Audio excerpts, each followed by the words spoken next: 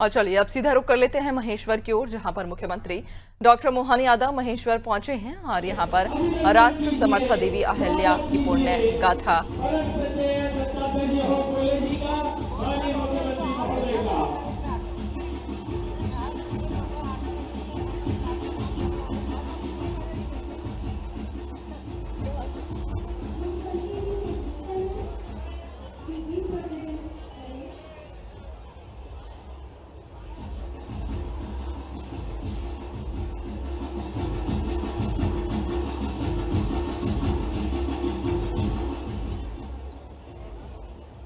सभी मंचासी अतिथियों से निवेदन है कि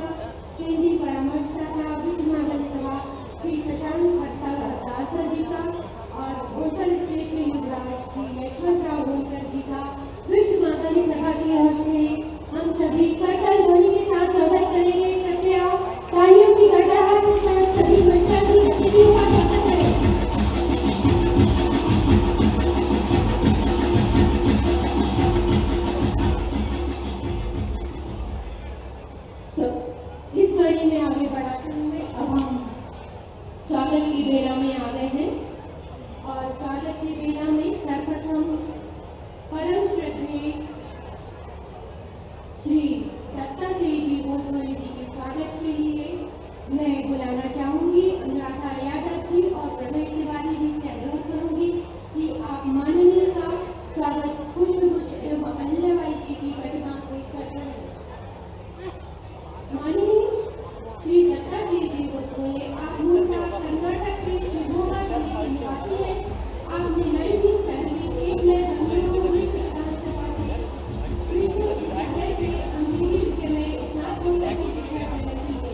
आप 1968 में राष्ट्रीय संघ के अध्यक्ष बने एवं 1978 में संघ के प्रचारक बने। आप विद्यार्थी परिषद में विभिन्न कार्यक्रमों का निर्वहन करते हुए 1992 में से 2003 तक अखिल विद्यार्थी परिषद संगठन मंत्री रहे। तत्पश्चात आपने 6 वर्ष अखिल भारतीय सहभागी प्रमुख एवं 12 वर्ष तक सह कार्यवाह का दायित्व निभाया। मार्च 2021 से आप विश्व के सबसे बड़ी संगठन राष्ट्रीय स्वयं सेवक संघ के माननीय सह कार्यवाह हैं। आप दायित्व निर्वहन कर रहे हैं। आपका दिल्ली है। कृपया माननीय का करवत दिल से तालियों से निवेदन करें। डांसिंग नहीं इसके पश्चात स्वागत की क्रम में अपने प्रदेश की मुखिया यशस्वी मुख्यमंत्री माननीय डॉक्टर मोहन यादव जी के स्वागत के लिए मंच पर आमंत्रित सुनीता पाटिल जी को एवं प्रांजलि सरहाकर जी को आप पुष्पगुच्छ एवं अहिल्याबाई की प्रतिमा भेंट कर माननीय मुख्यमंत्री जी का स्वागत करें। प्रदेश के मुख्यमंत्री डॉक्टर मोहन यादव का जन्म महाकाल की नगरी उज्जैन में 25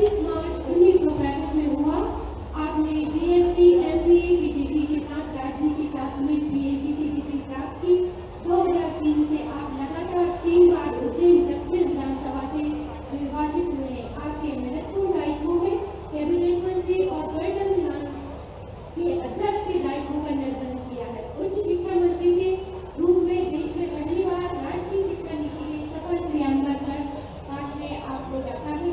समय समय पर आपने उज्जैन विकास प्राधिकरण के अध्यक्ष, राज्य पर्यटन निगम के अध्यक्ष के पदों को शोभा के संसद सदस्य के रूप में लोकसभा में प्रतिनिधित्व कर रहे हैं। माननीय का कर्तव्य ध्वनि के साथ स्वागत करें।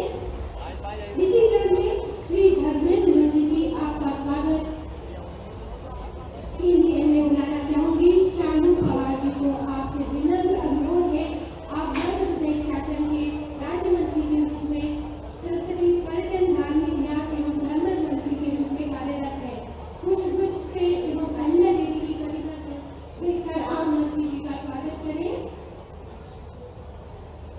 कर्तव्य ध्वनि के साथ स्वागत होना चाहिए। कृपया तालियां बजती रहे। मुझे तालियों की आवाज नहीं आ रही है। श्री यशवंतराव जी बोलकर के स्वागत हेतु मैं मंच पर आमंत्रित करूंगी। सुमति शिरोडकर जी को मंच पर आमंत्रित करूंगी। आप होलकर स्टेट के युवराज हैं एवं होलकर वंश के प्रतिनिधि के रूप में आज हमारे सम्मुख उपस्थित हैं। कृपया माननीय का पुष्पगुच्छ एवं अहिल्याबाई की प्रतिमा देकर स्वागत करें।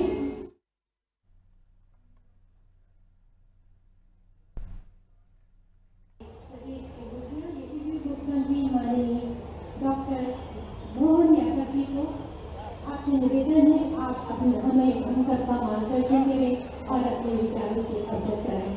माननीय मुख्यमंत्री जी, कृपया सब कर्तव्य ध्वनि के साथ स्वागत के साथ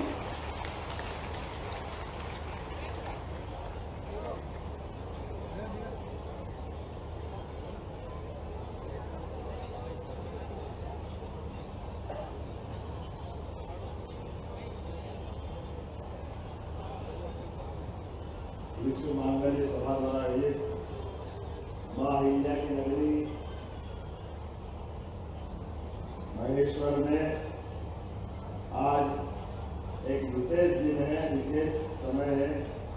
हमारे बीच राष्ट्रीय स्वयंसेवक संघ के सरकारीवा मैं तो एक तरह से छोटा भाई हूँ भाईजाब का। इस प्रकार से विद्यार्थी परिषद में मेरे जैसे हजारों लाखों विद्यार्थियों का आपने मार्गदर्शन किया है।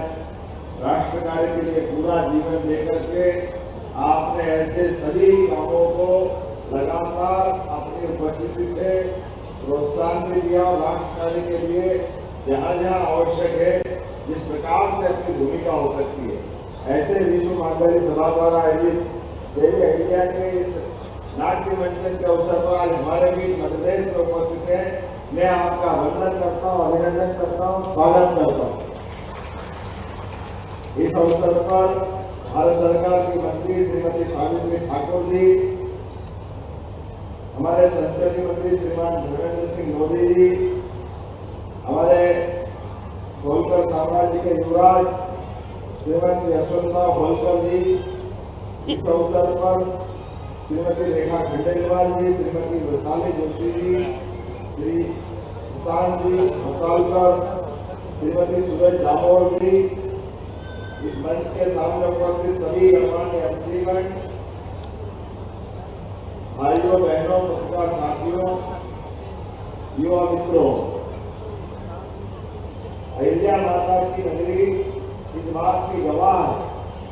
ऐसा लग रहा था कि लगभग 250 से 300 साल पहले दो धारा आपस में टकरा रही थी। एक धारा जो हमारी संस्कृति के विरुद्ध बह रही, जिसके कारण से हमारे सभी देवस्थान, हमारी शासन की व्यवस्थाएं सब में अलग अलग प्रकार की चुनौतियां मिलती जा रही।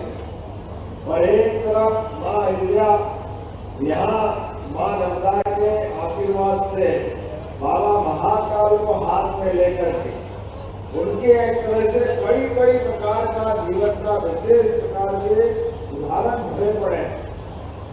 जब मालेगांव जी शांत हुए, ऐसे में उनके स्वयं के सामने प्रश्न खड़ा हुआ और उनको कहा गया गंगोबा द्वारा कि आप गोद लीजिए किसी, लेकिन उन्होंने कहा कि ये गोदी के पीछे के दूसरे उस समय के तत्कालीन व्यवस्था के कई संकट आते थे।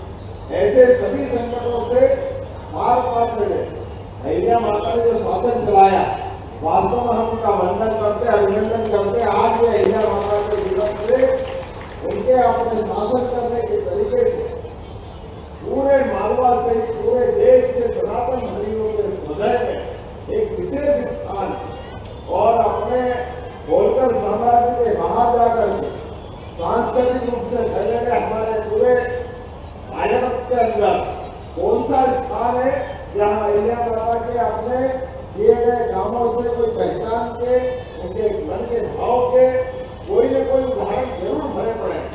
जिस प्रकार से हमारे देवस्थानों के लिए मुगल सल्तनत या अन्य लोगों ने सबको नष्ट भ्रष्ट करने का अभियान चलाया हुआ, मुझे बड़ा अटपटा भी लगेगा बोलने, लेकिन होलकर साम्राज्य के अलावा और भी बड़े बड़े साम्राज्य थे, बड़ी बड़ी सत्ताएं थी, लेकिन किसी का ध्यान नहीं गया। यहाँ सोमनाथ के अंदर दोबारा भगवान की पूजा होना चाहिए और वो देवस्थान जगमगाना चाहिए। बनारस आज का हमारे अपने काशी के अंदर जिस हम अपने बाबा विश्वनाथ के दर्शन करते हैं, हमें गर्व है। और नर्मदा पुत्री के माध्यम से वो देवस्थान अपने अलग प्रकार से एक अलग जगह का दिखाई देता है। बाबा महाकाल की नगरी कौन सा स्थान छोड़े, हर स्थान पे, और केवल देवालय नहीं, अन्य क्षेत्र घाट सब प्रकार की गरीबों की मदद करने की व्यवस्था है। यहाँ की माहेश्वरी साड़ी रोजगार के लिए जिस प्रकार की उनकी उदात्त भावना थी कि हमारे अपने राज्य के अंदर और कैसे कैसे मौके आए। कभी कोई सोच सकता था कि अपने राज्य में चोर और डाकुओं से निपटने के लिए अपनी माँ साहब अपनी बेटी को गांव पर लगा करके कि जो मेरे राज्य से चोर और डाकुओं से मुक्त कराएगा उनसे मैं अपनी बेटी का विवाह कर दूंगी। यह एकमात्र कोई निर्णय ले सकती है वो अहिल्या माता ही हो सकती है, और किसी का इतना बड़ा कलेजा नहीं हो सकता। हम सब जानते हैं, एक भी ऐसे कई उदाहरण भरे पड़े हैं अहिल्या माता के जीवन के ऐसे विविध प्रसंगों को हमने माननीय भाई साहब पूरे साल विविध प्रकार का आयोजन की एक श्रृंखला बनाई। मुझे इस बात की प्रसन्नता है, हमारी सरकार बनने के बाद हमने दशहरा भी कहीं मनाया तो सबसे पहले अहिल्या माता को प्रणाम करते हुए इस महेश्वर की धरती पर मां नर्मदा के आशीर्वाद से माता अहिल्या का वो गौरवशाली इतिहास को हमने उस दौर में आकर के जिस ढंग में शासन की व्यवस्था संभाली थी उन पर नमन करने का प्रयास किया। पिछले समय हमने कैबिनेट करके सरकार की मनोभावना अहिल्या माता के सुशासन से प्रेरणा लेने का संकल्प दोहराया था। मुझे इस बात में प्रसन्नता है, एक नहीं ऐसे कई काम हमने अपनी 1 नंबर बटालियन सशस्त्र वाहिनी जो हमारी इंदौर में है, हमने उसका नाम भी हमारी अपनी अहिल्या माता के नाम पे करने की घोषणा की है कि हमारे यहाँ की मध्य प्रदेश की पहली बटालियन, क्योंकि उनकी भील बटालियन इतने प्रकार से क्या क्या काम किए, कहने के लिए बहुत कुछ है, लेकिन आज कहने का कम और सुनने का ज्यादा है। एक साथ 2 लोग मेरे साथ हैं, माननीय सरकार जी भाई साहब हमारे बीच बोले थे, उनको हम सब विस्तार से सुनना चाहेंगे और उसके बाद आपका नाट्य मंचन का आनंद लेंगे। आज के इस अवसर पर मैं पुनः आप सबका वंदन करता हूँ, अभिनंदन करता हूँ। मेरे साथ बोलिए अहिल्या महारानी की, नर्मदे महारानी की, महाकाल महाराज की। बहुत बहुत धन्यवाद। भारत माता की जय। मनी आपका बहुत बहुत आभार। आपने बहुत ही सरल शब्दों में अहिल्याबाई जी के जीवन पर अपने विचार रखे, उनसे प्रेरणा प्राप्त कर अपने कार्यों में भी उनको स्थान दिया। आपका